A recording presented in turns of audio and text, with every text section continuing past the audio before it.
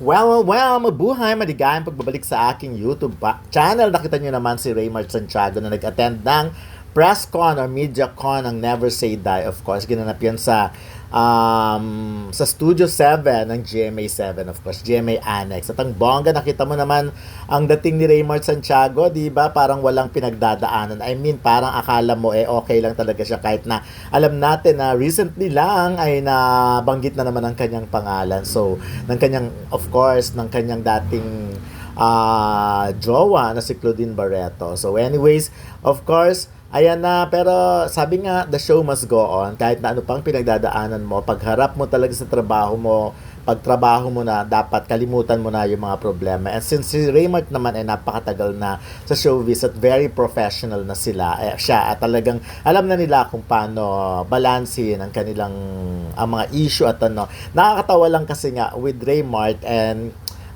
Angelo De Leon, alam naman natin, di ba, parang itong dalawang to, silang mag-asawa kasi dyan sa serye na The Never Say Die. Na of course, na bida ay sila David Dicauco and Jillian Ward. So parang sinasabi nga lang dito, naaaliw lang kami kasi parang silang may issue kay Claudine Barreto. But anyways, Claudine is not part of the, serye, syempre. Pero naisip lang namin, nakakatawa lang. But anyways, si Raymart ang galing-galing, no? Parang, kasi yung Q&A, kasi ngayon ang MediaCon, ibang klase na sila. Hindi na to, parang, meron silang team lagi, ang GMA, meron silang pasabog, paandar na gano'n na team, either na may kinalaman sa title ng movie, ng serye nila, like, House of Lies, nung una, di ba, tinatanong yung mga tungkol sa lies, yung mga artista na nagsalita tungkol sa kung alin ang totoo at kung alin ang lie. And then this one naman sa Never Say Die, about naman to sa mga situation, pagkakataon na parang feeling mo dapat sumuko sila. Pero hindi sila sumuko, nang sabi nga Never Say Die. But of course, ayun na nga, ito naaliw ako, kwentuhan ng kwentuhan, si Raymart Santiago at si Angelo De Leon. Parang, ang sarap-sarap nilang tignan, panoorin. Sabi nga ni, di ba, Angelo, hindi ba sila nabigyan ng chance na magkatrabaho noon sa Viva? Pero pala silang nagsimula sa Viva. Of course, kaya lang nga si Angelo, alam na natin, kay Joco Diaz na involved noon. At si Raymart, yun na, bukod sa Chican with Jelly de Belen, and of course, ayun na nga, kay Claudine Barreto. Anyways, ang ganda-ganda ni dito, ni Winwin. May interview ako sa kanya, no? Nilinaw na nga niya kung sasali ba talaga siya sa sa another pageant. So, kumbaga Miss Universe Philippines ba uli, or Miss Grand International All-Star, yung mga ganon. So, anyways, ayan na. Pero napakaganda ng role ni Winwin dito So, talagang kakabiliban mo. Sabi niya nga, isa ito sa yung katatakutan niya talaga na character niya. So, kaya nga, to be honest, sabi niya, hindi raw niya pwede ipanood to sa kanyang anak. Anak niya mismo. So, anyway, bata pa naman yung anak niya. At hindi pa talaga dapat nanonood na matitindi. Because sa teaser pa lang nito, nakakaloka na. But anyways, ayan, ito, the whole cast of Never Say Die, of course. At mamaya naman, yun na. Eto sa part na itong sinasabi ko, biglang-bigla, nawala na si Raymart Santiago. Tignan nyo, nagsulo na si Angelo De Leon, di ba? Unlike sa mga first photo op, nandun pa. Pero sa part na ito, nawala na siya. But anyway, ayun na. Di ba, may naiuwi na akong jacket? Moment when my co-star helped me push through on the day.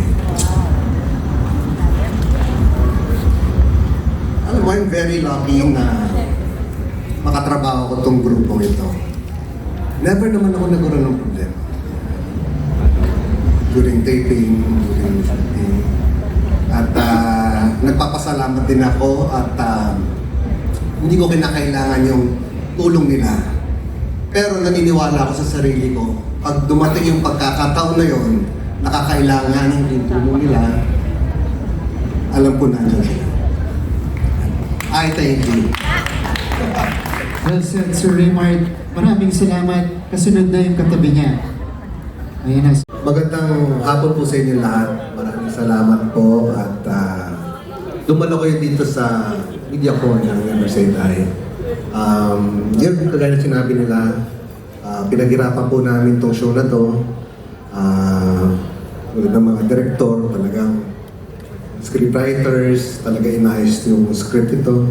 magandang pagkadirect itong show na to. At very proud ako at part ako ng Never Say Die. Kaya sa Feb 2, 8:55 p.m. palabas na po ang Never Say Die.